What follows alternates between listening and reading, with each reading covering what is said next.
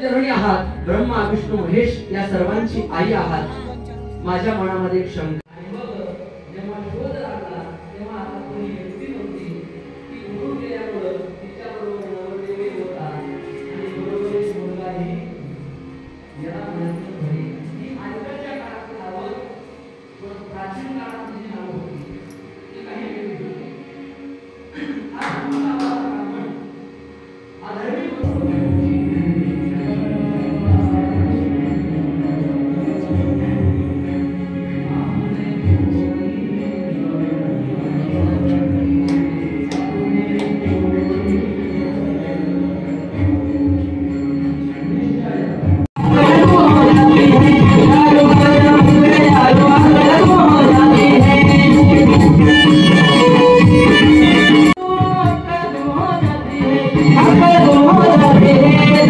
पाप कर्म करायचं नाही, कुणाचं अहित करायचं नाही, मांस खायचं नाही।